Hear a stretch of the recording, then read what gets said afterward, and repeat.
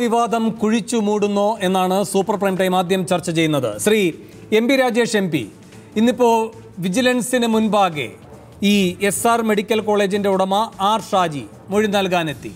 വിചിത്രമെന്ന് പറയട്ടെ, ഈ കാര്യങ്ങളിലെല്ലാം തകിടം മറിഞ്ഞിരിക്കുകയാണ് ഷാജിയെ സംബന്ധിച്ച് ഇത് ഈ MCAയുടെ അംഗീകാരം കിട്ടുന്നതിന് വേണ്ടി ഒരു കൺസൾട്ടൻസിയുമായി ബന്ധപ്പെട്ട് നടത്തിയ ഇടപാടാണ്.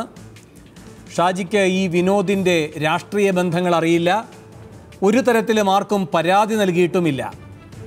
ഈ രൂപത്തിലാണ് മൊഴി. അങ്ങനെയെങ്കിൽ സർക്കാർ ഈ വിജിലൻസ് അന്വേഷണം പ്രഖ്യാപിച്ചത് വൃഥാവിലായി പോകുമോ?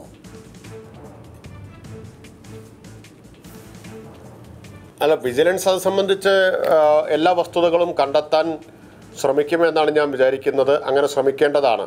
ഷാജിയുടെ ഒരു മൊഴി അതുപോലെ പകർത്തി എഴുതി കൊണ്ടുപോവുക, അതിൻ്റെ അടിസ്ഥാനത്തിൽ നടപടികൾ അവസാനിപ്പിക്കുക എന്നതല്ലല്ലോ വിജിലൻസിൽ നിന്ന് നമ്മൾ ആരും പ്രതീക്ഷിക്കുന്നത്. ഇത് അന്വേഷിച്ച് ഇതിൻ്റെ വസ്തുതകൾ കണ്ടെത്തുക എന്ന ജോലിയാണ് വിജിലൻസിനുള്ളത്. പക്ഷെ നമ്മൾ കാണേണ്ടത് എങ്ങനെയാണ് വലിയ രാഷ്ട്രീയ ധാർമ്മികതയെക്കുറിച്ച് പുരപ്പുറത്ത് കയറി നിന്ന് ഗിരിപ്രഭാഷണങ്ങൾ നടത്തുന്ന BJP സംഘപരിവാർ ഒരു അഴിമതിയെ കുഴിച്ചു മൂടുന്നത് എന്നാണ് ഇതിൽ നിന്ന് നമ്മൾ മനസ്സിലാക്കേണ്ടത്. കഴിഞ്ഞ ദിവസം BJPയുടെ കോർ കമ്മിറ്റി യോഗവും ഭാരവാഹി യോഗവും എല്ലാം ചേർന്ന് കൂലങ്കഷമായിട്ട് ചിന്തിച്ചത് അഴിമതിയെ എങ്ങനെ നേരിടാം, അഴിമതി എങ്ങനെ പാർട്ടിക്കകത്ത് അതിനെ എങ്ങനെ ശക്തമായിട്ട് ചെറുക്കാം എന്നുള്ളതല്ല, അഴിമതി എങ്ങനെ പുറത്തു വരാതിരിക്കാം എന്നതിനെക്കുറിച്ചാണ്. BJP കോർ കമ്മിറ്റി ചേർന്ന് തീരുമാനിച്ചിരിക്കുന്നു, ഇനി നടത്തുന്ന അഴിമതികളെല്ലാം അതീവ രഹസ്യമായിരിക്കണം, ഒരു കാരണവശാലും പുറത്തു വരരുത്. എങ്ങനെയെങ്കിലും പുറത്തു വന്നാൽ അതിന് ഉത്തരവാദികളായിട്ടുള്ള ആളുകളുടെ തല ഉരുളും എന്നാണ് അവിടെ പ്രഖ്യാപിച്ചത്. പലരുടെയും തല ഉരുളും. ഈ BJP കാര്യമായിട്ട് ചർച്ച ചെയ്തത് അന്വേഷണ കമ്മീഷൻ റിപ്പോർട്ട് എങ്ങനെ പുറത്തുപോയി എന്നാണ്. ഇവിടെ BJPയുടെ അന്വേഷണ കമ്മീഷൻ തന്നെ വെച്ചത് ഈ ഷാജിയുടെ പരാതിയുടെ അടിസ്ഥാനത്തിലാണ്. മാധ്യമങ്ങളുടെ എല്ലാം കൈവശം, നാട്ടുകാരുടെ എല്ലാം കൈവശം അന്വേഷണ കമ്മീഷൻ്റെ റിപ്പോർട്ടുണ്ട്. ആ റിപ്പോർട്ട് തുടങ്ങുന്നത് തന്നെ വർക്കലയിലെ ഇന്ന എഡ്യൂക്കേഷൻ ട്രസ്റ്റിൻ്റെ ചെയർമാനായിട്ടുള്ള ഷാജി ഒരു പരാതി നൽകിയത് അന്വേഷിക്കാൻ ഏൽപ്പിച്ചിരുന്നല്ലോ എന്നും പറഞ്ഞിട്ടാണ്. ആ അന്വേഷണ റിപ്പോർട്ട് വിജിലൻസ് പരിശോധിക്കട്ടെ. അത് പരിശോധിക്കുമ്പോൾ അവിടെ ഷാജി കൊടുത്ത മൊഴിയുണ്ട്, കമ്മീഷന് മുമ്പിൽ ഷാജി കൊടുത്തിട്ടുള്ള മൊഴിയുണ്ട്. അപ്പോൾ ആ അന്വേഷണത്തിന് തന്നെ കാരണമായത് ഷാജിയുടെ പരാതിയാണ്. ഇപ്പം നമ്മൾ മനസ്സിലാക്കുന്നത് ആ ഷാജിയെ ഭീഷണിപ്പെടുത്തിയും സമ്മർദ്ദം ചെലുത്തിയും, ഷാജി ഒരു മെഡിക്കൽ കോളേജ് നടത്തിപ്പുകാരനും ബിസിനസ്സുകാരനും ഒക്കെയാണെന്നാണ് അറിയുന്നത്. എനിക്ക് അറിഞ്ഞൂടാ. അങ്ങനെ ഒരാൾക്ക് തീർച്ചയായിട്ടും കേന്ദ്ര ഭരണം കയ്യിലുള്ളൊരു പാർട്ടി ഭീഷണിപ്പെടുത്തിയാൽ അദ്ദേഹം ഭയപ്പെടുമല്ലോ. അപ്പോൾ തൻ്റെ ബിസിനസ്സും ഒക്കെ നടത്തിക്കൊണ്ടുപോകാൻ, ജീവിച്ചു പോകാൻ വേണ്ടി BJPയുടെ ഭീഷണിക്ക് വഴങ്ങി വിജിലൻസിൻ്റെ മുമ്പിൽ മൊഴി മാറ്റി. പണ്ട് പലരും ഇങ്ങനെ മൊഴി മാറ്റിയത് നമ്മുടെ മുമ്പിൽ ഓർമ്മയിൽ ഉള്ളതാണല്ലോ. അതുപോലെ വിജിലൻസിൻ്റെ മുമ്പിൽ മൊഴി മാറ്റി എന്ന് വേണം നമ്മൾ മനസ്സിലാക്കാൻ. BJPയുടെ രാഷ്ട്രീയ ധാർമ്മികതയുടെ മുഖംമൂടി ഒരിക്കൽ കൂടി പിച്ചിച്ചീന്തിയിരിക്കുകയാണ് ഷാജിയെ കൊണ്ട് സമ്മർദ്ദം ചെലുത്തിയും നിർബന്ധിച്ചും മൊഴി മാറ്റിയിട്ടുള്ള ഈ നടപടി. അഡ്വക്കേറ്റ് PH ശ്രീധരൻപിള്ള, നിങ്ങൾ നിയമവ്യവസ്ഥയെ വെല്ലുവിളിക്കുകയാണ്. നിങ്ങൾ ഒരാളെ കൊണ്ട് കള്ളമൊഴി പറയിച്ചിരിക്കുകയാണ്. അപ്പോൾ ഇവിടെ അധികാരമില്ല നിങ്ങൾക്ക്, ഇവിടെ ദല്ലാൾ പണിയാണ്, കേന്ദ്രത്തിൽ അധികാരമുണ്ട്.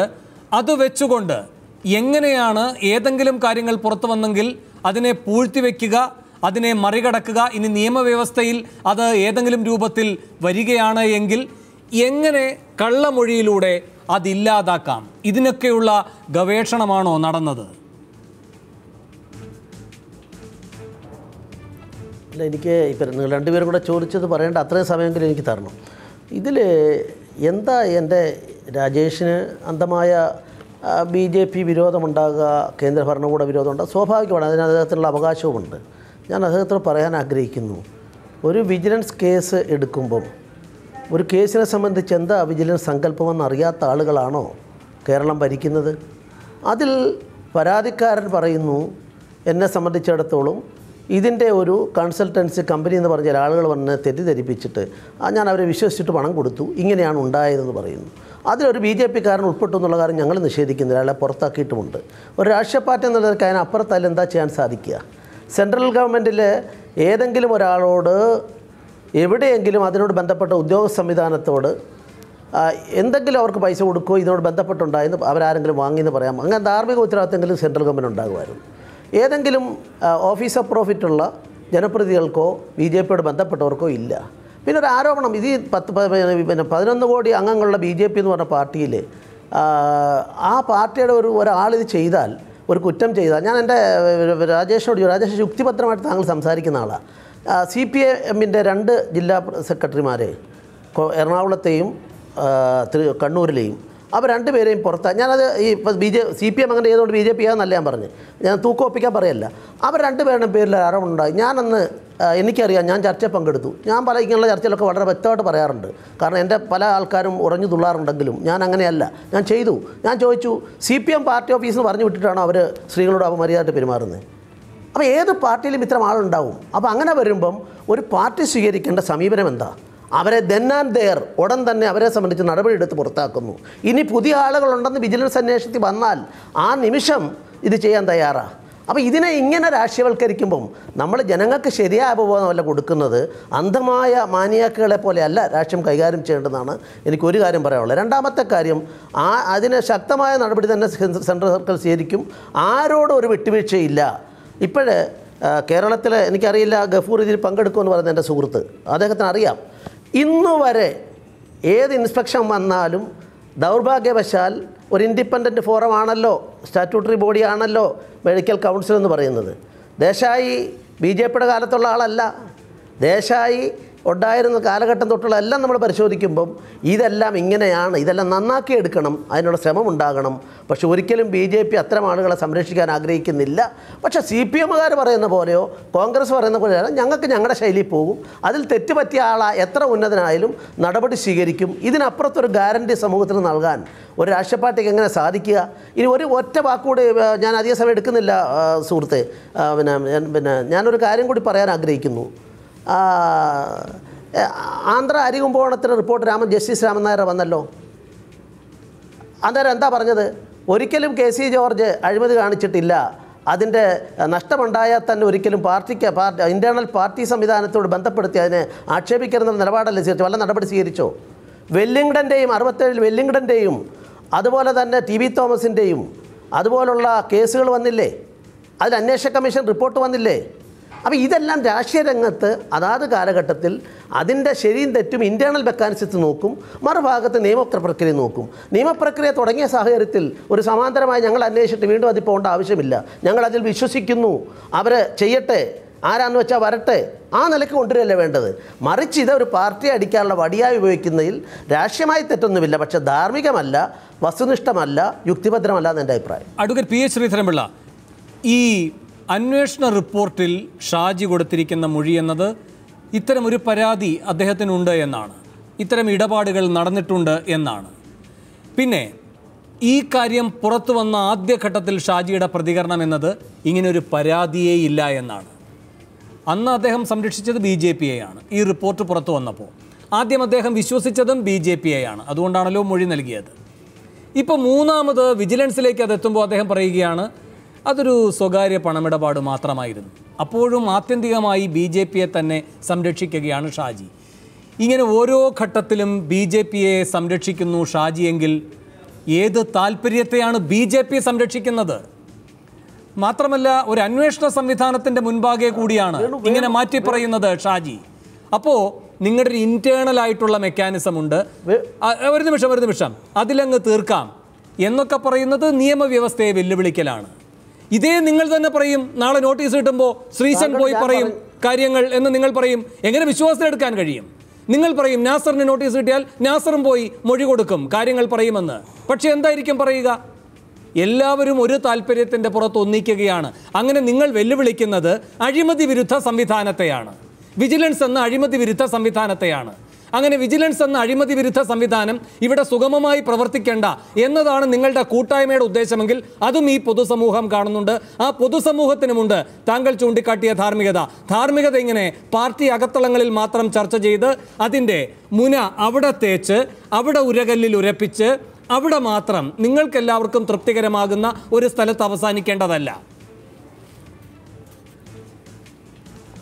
എൻ്റെ വേണു ആലപ്പുഴക്കാരനാണ്. പണ്ടത്തെ പാർട്ടി സ്റ്റാലിനിസ്റ്റ് ശൈലി വിളിപ്പിച്ചിട്ട് കേസ് വിചാരണ നടത്തുന്ന ഒരു സിസ്റ്റം തുടങ്ങിയതാണല്ലോ വിമോചന സമരത്തിലേക്ക് രാജ്യത്ത് നയിച്ചത്. എൻ്റെയും താങ്കളുടെയും ജില്ലയായ ചേർത്തലയിൽ അത് അസംബ്ലിയിൽ കാണിച്ചുകൊണ്ടാണെന്നുണ്ടായത്. രണ്ടുപേരെയും പാർട്ടി വിളിച്ച് തെളിവെടുക്കുക.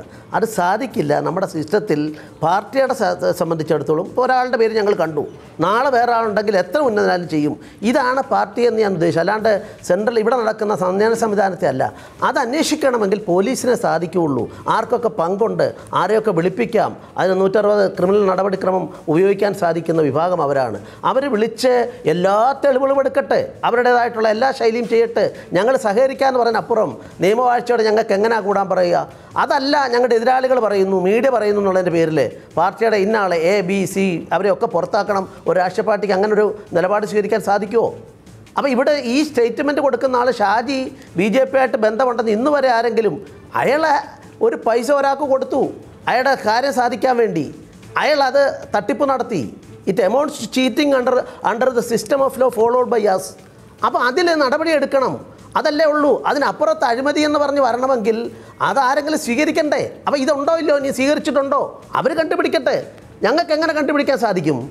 എനിക്ക് വേണുവിനെ പോലെ ആൾ ഇത്രയും വളരെ ജാഗ്രതയോടുകൂടി കാര്യങ്ങൾ കൈകാര്യം ചെയ്യുന്ന ഒരാൾ ഇങ്ങനെയൊക്കെ പറയുമ്പം ദൗർഭാഗ്യകരമായി എനിക്ക് പറയാൻ സാധിക്കും. കാരണം ഇതിൽ മറ്റുള്ള കാര്യങ്ങൾ ഇവിടെ ഈ ഷാജി പറയുകയാണ് വിജിലൻസിന്റെ മുൻപാകെ, എനിക്ക് ഇത് രാഷ്ട്രീയ തലത്തിൽ ഒരു ഇടപാട് എന്ന നിലയിൽ ഞാൻ ഇത് ചെയ്തിട്ടില്ല എന്ന്. എന്താകാം ഷാജിയെ കൊണ്ട് അങ്ങനെ പറയാൻ പ്രേരിപ്പിക്കുന്നത്?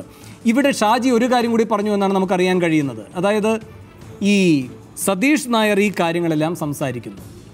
മോക്ക് ഇൻസ്പെക്ഷൻ അടക്കമുള്ള കാര്യങ്ങൾ ചെയ്തു കൊടുക്കാം ഒരു കൺസൾട്ടൻ്റ് എന്ന നിലയിൽ. അപ്പോൾ ഷാജി പറയുകയാണ്, എനിക്ക് നിങ്ങളെ പരിചയമില്ല, പ്രാദേശികമായി എനിക്ക് പരിചയം ഉള്ള ഒരാളെ നിങ്ങൾ പറയൂ. അങ്ങനെയാണ് ഈ RS വിനോദ് ചിത്രത്തിലേക്ക് വരുന്നത്.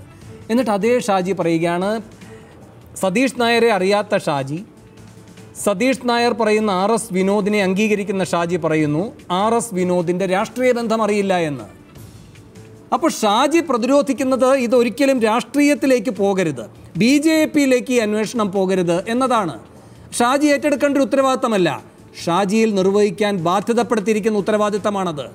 അതാര് ചെയ്തിരിക്കുന്നു എന്നത് കൂടുതൽ ഗൗരവത്തോടെ കണ്ടെത്തപ്പെടേണ്ടതാണ് എന്നതല്ലേ ഷാജിയുടെ ഈ മൊഴിമാറ്റത്തിൻ്റെ സാഹചര്യത്തിൽ എടുക്കാൻ കഴിയുന്നൊരു നിലപാട് ഈ സർക്കാരിന്, ഈ അന്വേഷണ ഏജൻസിക്ക്? ശ്രീ വേണു, അതിനകത്ത് എന്താ സംശയം? ഷാജിക്ക് ശ്രീ രാജേഷ് പറഞ്ഞതുപോലെ അദ്ദേഹത്തിന് വിവിധ സ്ഥാപനങ്ങളുണ്ട്, ദന്തൽ കോളേജുണ്ട്, മെഡിക്കൽ കോളേജ് തുടങ്ങിപ്പോയി അവസാനിപ്പിക്കാൻ കഴിയില്ല, കോടികൾ മുടക്കിയിട്ടുണ്ട്. അപ്പോൾ സ്വാഭാവികമായും കേന്ദ്ര ഗവൺമെൻറ്റിൻ്റെ പ്രതിനിധികളെ ഒരിക്കലും പിണക്കുക സാധ്യമല്ല. മറ്റൊന്ന്, ഈ വിഷയത്തിൽ ഞാനൊന്ന് ചോദിക്കട്ടെ എൻ്റെ ബഹുമാനെ ശ്രീ PS ശ്രീധരൻപിള്ളയോട്, ഈ BJPക്ക് കൊടുത്ത പരാതിയുമായി ബന്ധപ്പെട്ട് BJP ഡൊമസ്റ്റിക് എൻക്വയറി നടത്തിയപ്പോൾ ഇതിനകത്ത് വിളിക്കപ്പെട്ടിരിക്കുന്നവർ RS വിനോദ് മാത്രമല്ലല്ലോ. ഒരു പരാതിക്കാരൻ പരാതി എന്നാൽ സ്വാഭാവികമായിട്ട് അദ്ദേഹത്തിൻ്റെ മൊഴി എടുക്കുക ശരിയാണ്. ബാക്കി വിളിച്ചിരിക്കുന്നവർ ആരൊക്കെയാണ്? RS വിനോദുണ്ട്, അപ്പോൾ കണ്ണദാസ് ആരാണ്, തിരിച്ച് രാകേഷ് ശിവരാമൻ ആരാണ്, സതീഷ് നായർ ആരാണ്? അപ്പോൾ BJPക്കാർ മാത്രം ബന്ധപ്പെട്ട ഒരു ലോബി. നമ്മൾ ഇതിപ്പോൾ വേണു ചർച്ച ചെയ്ത് ഇത് കേരളത്തിൽ മാത്രം അതൊരു വിജിലൻസ് എൻക്വയറിയിലേക്ക് മാത്രം മാറുന്നതിൽ വളരെ സന്തോഷവാന്മാരാണ് BJPയുടെ സംസ്ഥാന നേതൃത്വം. ഇതൊരു ദേശീയ തലത്തിൽ ചർച്ച ചെയ്യപ്പെടേണ്ട വിഷയമാണെന്ന് ഞാൻ പല പ്രാവശ്യം പറഞ്ഞിട്ടുള്ളതാണ്. ഇതിൻ്റെ പിന്നിൽ വലിയ അതിഭീകരമായ രാജേഷ്, അതെ, തീർച്ചയായിട്ടും ഞാൻ അതിനെ അംഗീകരിക്കുന്നു. തീർച്ചയായും രാജേഷ് ഉൾപ്പെടെയുള്ള ശ്രീ കെ. വേണുഗോപാൽ ഉൾപ്പെടെയുള്ളവരുടെ പാർലമെൻറ്റിലെ പെർഫോമൻസിനെ ഞാൻ അംഗീകരിക്കുന്നു. ഇവിടെ ഈ വിഷയവുമായി ബന്ധപ്പെട്ട് മുമ്പോട്ട് പോകുമ്പോൾ ഈ BJPയുടെ ഈ സംസ്ഥാന നേതൃത്വം ഇപ്പോൾ പറയുന്നത് ഒരിക്കലും അംഗീകരിക്കാൻ പറ്റുന്ന കാര്യങ്ങളല്ല. അവർക്ക് വേണ്ടി ഈ മൊഴി മാറ്റി പറയുന്ന ഷാജിയെ സംബന്ധിച്ച് ഇപ്പോൾ മൂന്നാമത്തെ മൊഴിയാണ്. ഒരു പരാതി കൊടുത്തിരിക്കുന്നു, പരാതിയിൽ പറഞ്ഞിരിക്കുന്ന മറ്റൊന്ന്, പിന്നീട് ഈ പരാതിയെ സംബന്ധിച്ച് ഈ റിപ്പോർട്ടിനെ സംബന്ധിച്ച് പുറത്തു വന്നപ്പോൾ പറഞ്ഞത് മറ്റൊന്ന്, ഇന്നിപ്പോൾ പറയുന്നത് മറ്റൊന്ന്. അതവിടെ നിൽക്കട്ടെ. ശ്രീ PS ശ്രീധരൻപിള്ള പറഞ്ഞ ചില കാര്യങ്ങൾ, അദ്ദേഹം ഈ കാര്യങ്ങൾ അറിയാതെയല്ല അദ്ദേഹം സംസാരിക്കുന്നത്. മെഡിക്കൽ ഞാനിപ്പോഴും വീണ്ടും ആവർത്തിച്ച് പറയുന്നു, ചർച്ചകളിൽ മുമ്പും പറഞ്ഞിട്ടുള്ളതാണ്, മെഡിക്കൽ കൗൺസിൽ ഓഫ് ഇന്ത്യയിലല്ല ഇവിടെ അഴിമതി നടത്താനുള്ള സ്വാധീനം ഈ BJP നേതൃത്വം ഉപയോഗിച്ചത്. ഞാൻ ഒരിക്കൽ കൂടി ആവർത്തിക്കുകയാണ്. ഇവിടെ മെഡിക്കൽ കൗൺസിൽ ഓഫ് ഇന്ത്യ കൊടുക്കാൻ കഴിയില്ല എന്ന് പറഞ്ഞ കോളേജുകൾക്ക് ഈ ലോദാക് കമ്മിറ്റിയുടെ നിർദ്ദേശപ്രകാരം കൊടുക്കേണ്ടി വന്നു. അവിടെയാണ് ഇടപെടലുണ്ടായത്. അത് വീണ്ടും ആവർത്തിക്കുന്നു, അവിടെ തന്നെയാണ് അഴിമതി നടന്നിരിക്കുന്നത്. ലോദാക് കമ്മിറ്റി പറഞ്ഞതനുസരിച്ചാണ് കൊടുത്തത്. ഇന്നിപ്പോൾ കണ്ടല്ലോ, ഇന്ന് പുതിയ റിപ്പോർട്ട് വന്നിരിക്കുന്നല്ലോ, ഈ കോളേജുകൾക്കൊന്നും വീണ്ടും അഫിലിയേഷൻ കൊടുക്കേണ്ടെന്ന് വന്നു. അത് എങ്ങനെയാണ് വന്നത്? അപ്പോൾ അവിടെയാണ് ചർച്ച ചെയ്യാൻ നടക്കേണ്ട വിഷയം. ഇവിടെ എവിടെ ലൂപ്പ് ഹോൾ ഉണ്ടായി എന്നുള്ളതിനെ സംബന്ധിച്ച് നമ്മളിപ്പോഴും വ്യക്തമായി പറയുന്നില്ല. ഒരിക്കലും MCA ഞാൻ കുറ്റപ്പെടുന്നില്ല ഈ വിഷയത്തിൽ. MCA 71